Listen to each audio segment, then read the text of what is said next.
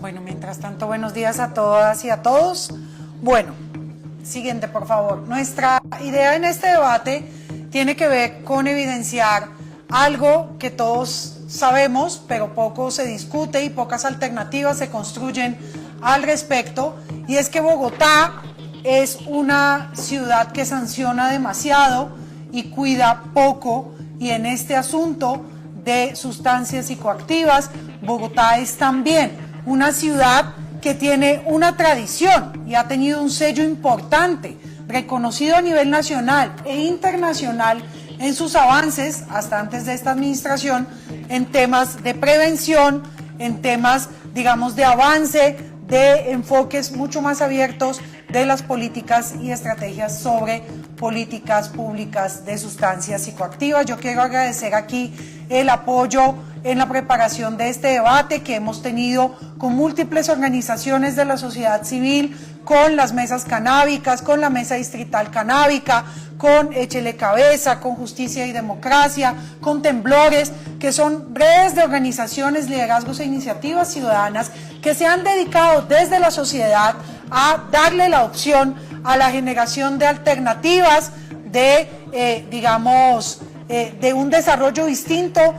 para los temas de tratamiento de las sustancias psicoactivas en la ciudad de Bogotá.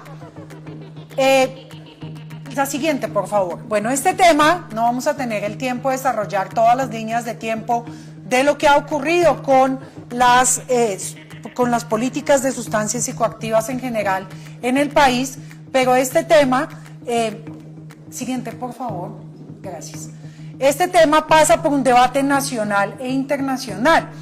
y esto es algo que cada vez está más claro, ¿cierto? Aquí tuvimos una etapa de gran prohibicionismo, de, digamos, reflejo de las políticas prohibicionistas a nivel internacional, una etapa que en el 94 tuvo un punto de quiebre con la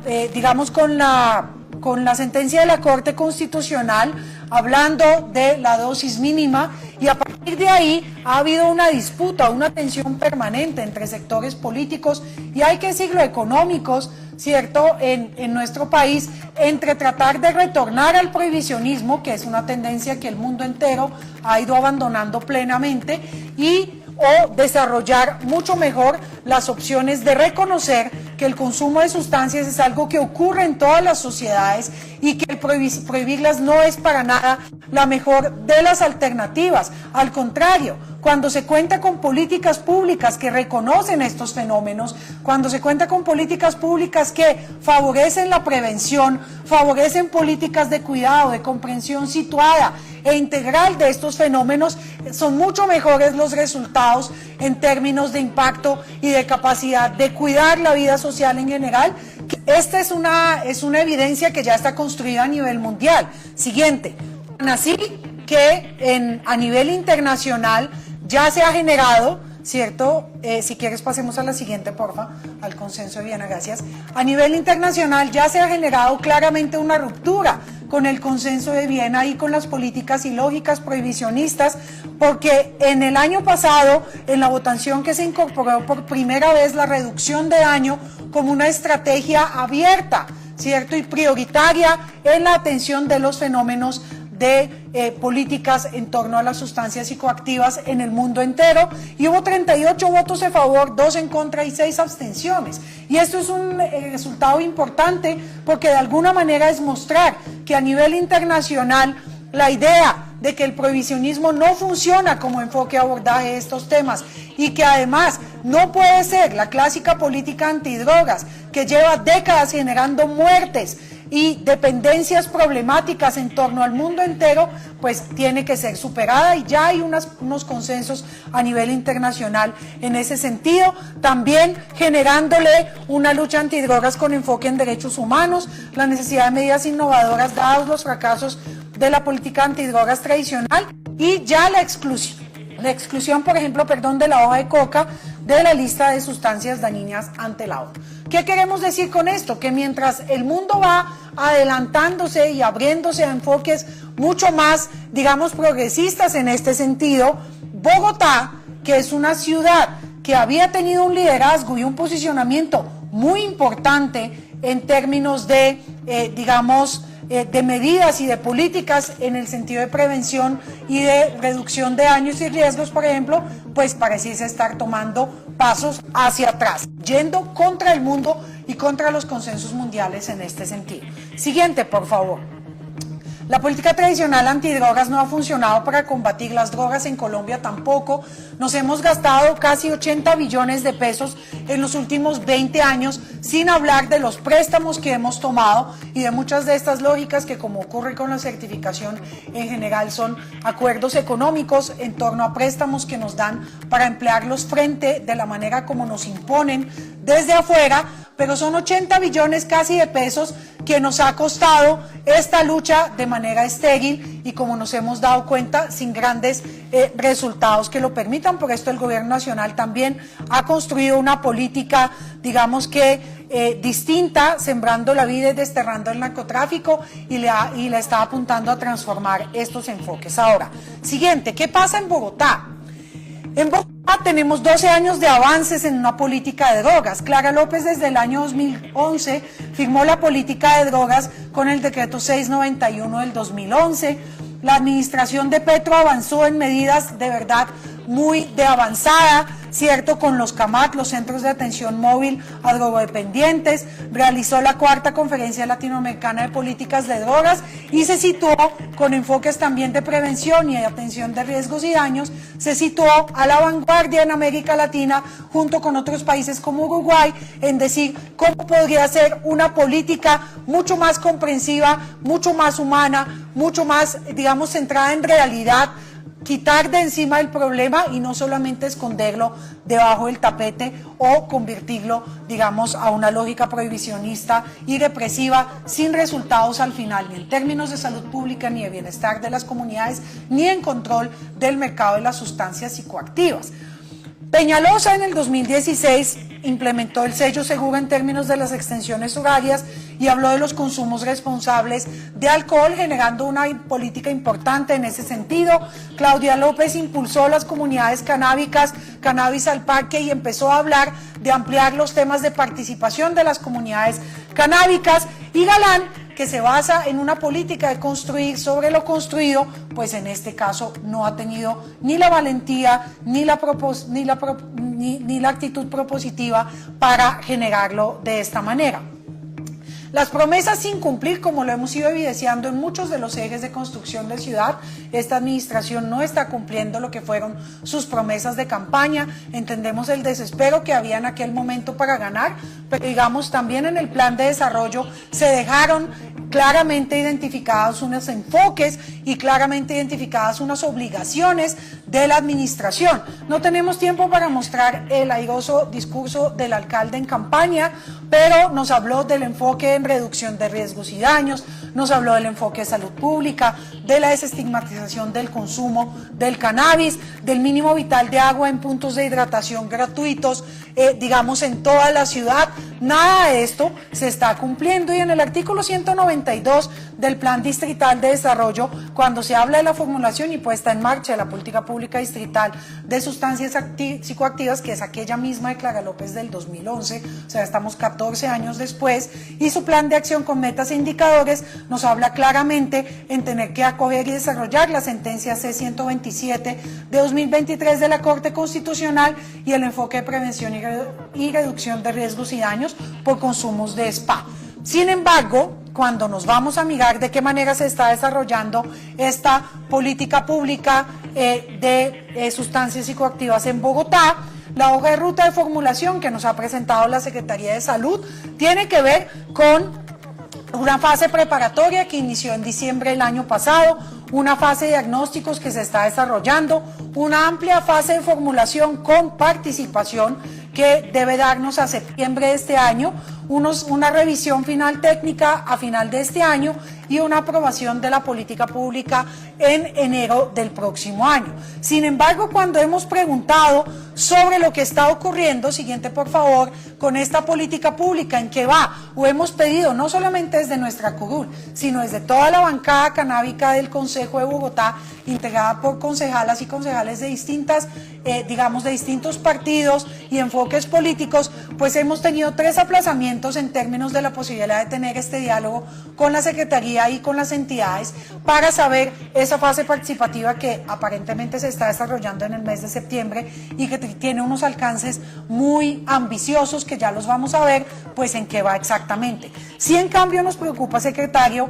cuando se habla de las recomendaciones y consideraciones en la fase preliminar, ver que el enfoque principal es un enfoque territorial de fase diagnóstica basado sobre oferta, análisis de oferta y demanda que incide en las localidades, pero no se hace un énfasis igual en los énfasis de prevención de daños y riesgos y, digamos, en general, de una política un poco más abierta para justamente construir sobre lo construido en lo que ya tiene la ciudad de Bogotá. Cuando miramos, la siguiente por favor, estas fases y los distintos actores que se van a tener en cuenta en la fase de participación de la política pública, secretario, nos preocupa mucho no ver muchas de las instancias que la ciudad tiene en términos de temas canábicos o en términos de temas de prevención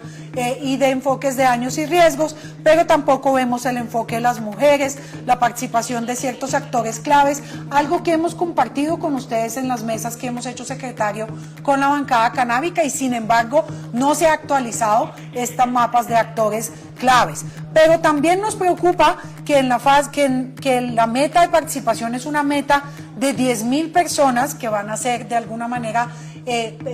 involucradas en la participación en torno a esta política pública, 7.000 de ellas a través de un sondeo virtual. Cuando uno habla de metodologías de sondeo, para quienes hemos trabajado muchos años de pronto en temas de investigación sociológica a través de encuestas y demás, uno sabe que sondeos de 7.000 personas pues son, digamos, sondeos muy amplios. Sería clave conocer bien las metodologías, qué tipo de cosas se van a consultar, qué tan confiables son estos estudios, teniendo al lado al secretario de Integración, que además es experto en estos temas, digamos, de estudios probabilísticos y de opinión, pues sabemos que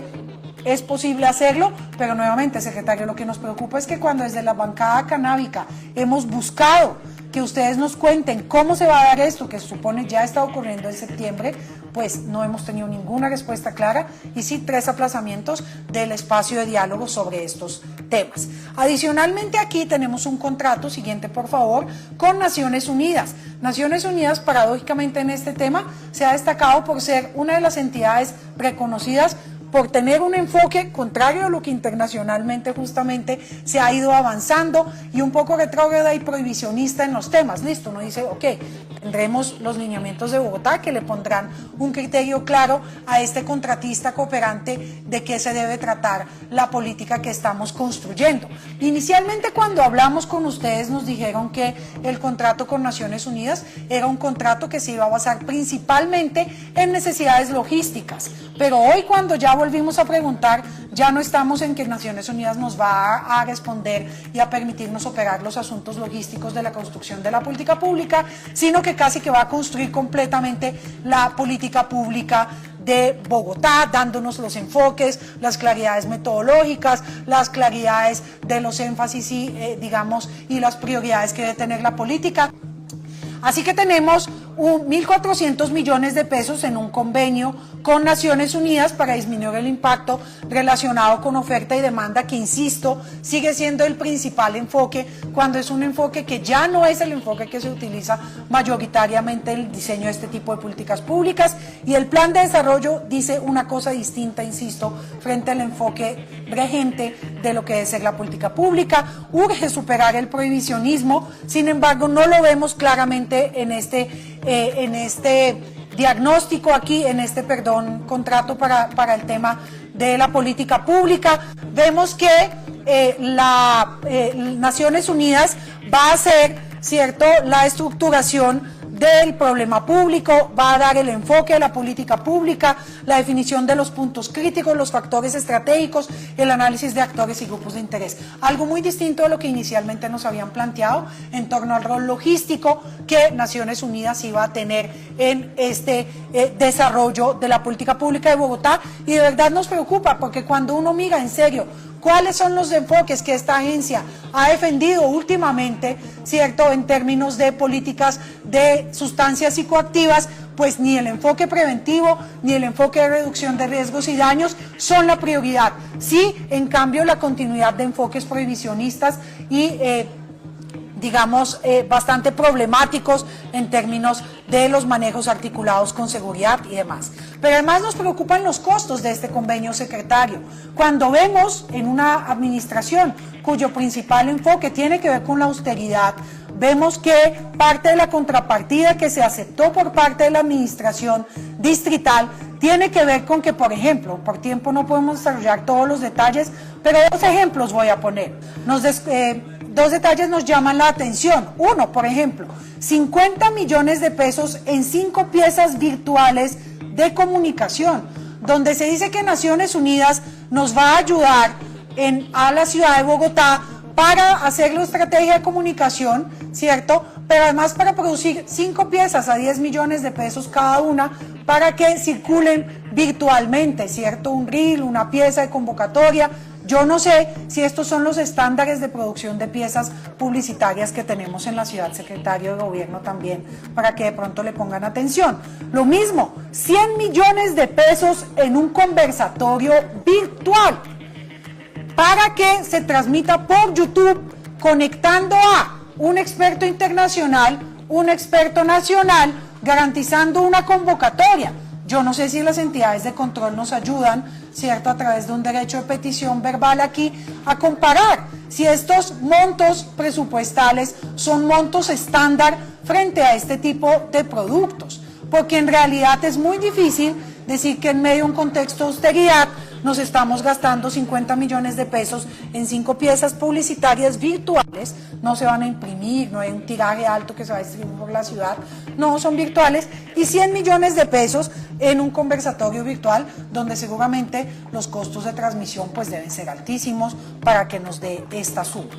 Adicionalmente a esto, tenemos además un enfoque de estigmatización frente a lo que implican las dinámicas de consumo en la ciudad y las dinámicas de organización del espacio público. Esta administración está sujeta, al igual que todas las administraciones municipales del país, de las cuales 18 ya han avanzado, ¿cierto?, en darle un desarrollo de regulación y reglamentación al uso del espacio público para los temas de consumo. Es un mandato que tenemos de parte de la Corte Constitucional. No es un capricho del pacto histórico, no es un capricho de las organizaciones sociales, es justamente un mandato que, al ver que esto genera una serie de problemáticas en los espacios municipales del país entero, dice, oigan, que los municipios reglamenten cómo debe ser la dinámica de consumo en espacios públicos a nivel municipal. Y esto debe ser una iniciativa del municipio, en este caso de Bogotá, de su administración, y debe ser también algo participativamente desarrollado. Pero lo que nos preocupa es que, como lo vemos en este mapa, aquí el distrito no ha tenido ninguna iniciativa. Esto también, digamos, fue un pronunciamiento público en el cual dijo que lo iba a hacer, no lo ha hecho, no ha generado ninguna iniciativa en este sentido, más sí le ha dado viabilidad a acuerdos aprobados en el Consejo, como el 983 de este año, en el cual nosotros hicimos el ejercicio muy juicioso con las organizaciones de sobreponer las capas de la ciudad para migrar según lo reglamentado en este acuerdo, al cual la administración le dio viabilidad, ¿cierto? El acuerdo que presentó el concejal Saavedra, en el cual, por ejemplo, se iba a homenajear a Jaime Garzón y se iban a hacer unas exposiciones aquí en la plazoleta del Consejo, espacio público, la administración lo objetó. Este acuerdo, que casi que implica que el 90% de la ciudad, yo no sé si la administración, secretario, ha hecho este ejercicio, nosotros lo hicimos juiciosamente con las organizaciones sobreponiendo capas de información aquí, y lo que vimos es que se señalizaría más del 90% de la ciudad con letreros de prohibido consumir, lo cual tampoco dejaría muy claro que justamente es lo que pide la sentencia de la Corte, es decir, dónde y de qué manera sí. no solamente donde no, y si en el 90% no, este 10% restante, ¿de qué manera sí? ¿Cómo vamos a construir los consensos sociales y los acuerdos dialogados que impliquen esto? Teniendo en cuenta que en este país sí es legal el consumo, sí es legal la dosis mínima. Estas son cosas que ya están avanzadas en la legislación. Entonces nos preocupa mucho un enfoque de la administración en el cual el alcalde, para ganar votos, se compromete en campaña en que va a hacer todos estos asuntos y va a tener una mirada abierta, dialogante y participativa para ello, y al final lo que pasa en la administración es esconderse detrás del escritorio del Consejo, dándole viabilidad a acuerdos de tipo prohibicionista que más van a tener unos costos muy altos. Nosotros le hemos preguntado a varias entidades cuál va a ser el costo que en términos de señalización va a tener para la ciudad. Supuestamente no podrían tener costos extras los acuerdos del Consejo, pero este sí fue aprobado, y pues dejándole este mapa a la ciudad de Bogotá. También tenemos aquí los decretos que ya han sido, como lo decía, en 18 lugares del país, en Bogotá no, pero cuando le preguntamos a la administración, tanto a seguridad como a salud, ¿cuáles son las rutas que tiene para la reglamentación de este decreto que por norma le toca hacer? Nos responde que no, porque se sigue rigiendo por un decreto distrital del 2019, en el cual ya fue derogado por las nuevas reglamentaciones nacionales. En Bogotá sigue siendo vigente, paradójicamente, y que además nos dice que este acuerdo 983, que fue aprobado en el Consejo de Bogotá, que no fue iniciativa del distrito, haría las veces de la reglamentación que por obligación, digamos, normativa, el distrito tiene que hacer. Pues es muy particular esta respuesta de Bogotá, por eso decimos que es un tema en el cual se está actuando, ¿cierto?, escondiéndose detrás del escritorio del Consejo de Bogotá. Yo quiero rápidamente, en los minutos que me quedan, mostrar aquí una también dinámica. Adelantemos, por favor,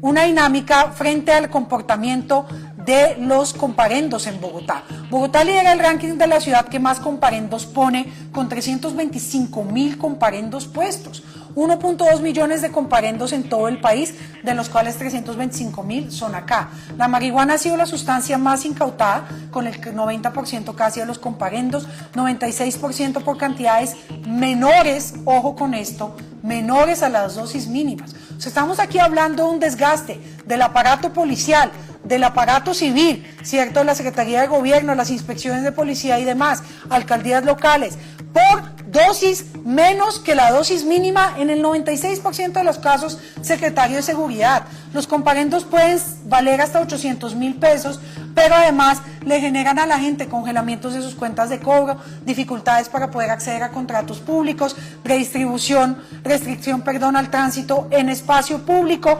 540 personas en Bogotá fueron sancionadas diariamente. ¿Qué sentido tiene esta política? Yo quiero preguntarle a las entidades del control si esto está articulado a los estándares que se están implementando a nivel nacional e internacional, y si esta realmente es una política efectiva para reducir, prevenir y mitigar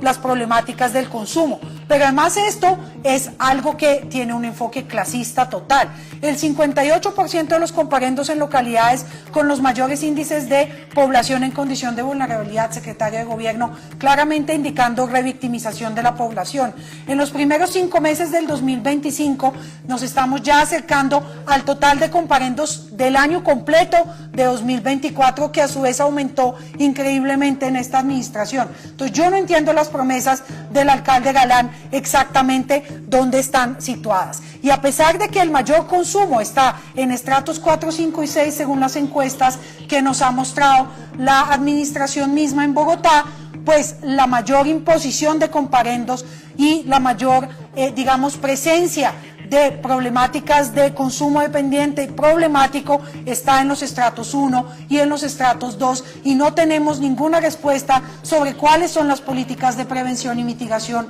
en esas poblaciones. Al contrario, siguen estando estigmatizadas, encerradas en territorios que no tienen inversión suficiente para superar los déficits con los que cuentan, como los vemos en los mapas, y cuando lo vemos con la proporción de hogares con cercanía a expendios de drogas, algo que estaba hablando mi colega Rocío, pues vemos que esta proporción de hogares coincide con los mismos mapas de segregación socioespacial y de desigualdad territorializada en Bogotá. Entonces, ¿cuál es la política integral que esta administración tiene para este tipo de asuntos. Esto, cuando lo sumamos al aumento en violencias intrafamiliares y a lo que nos muestran los datos del censo de habitante de calle y el tipo de consumos que se presentan, pues nos da una situación realmente dramática, a la cual ni la política actual del distrito, ni sus estrategias actuales, ni la política pública que se está construyendo están respondiendo. Y esto con la preocupación de denuncias que hemos puesto en los últimos días nuevamente, y es que cada vez son más agresivas las actuaciones de la Policía Nacional cuando está imponiendo comparendos o generando un control del uso del espacio público en este tema. Así que hacia dónde va esta administración no hay ninguna claridad. Claramente no hacia donde prometió en campaña. Gracias.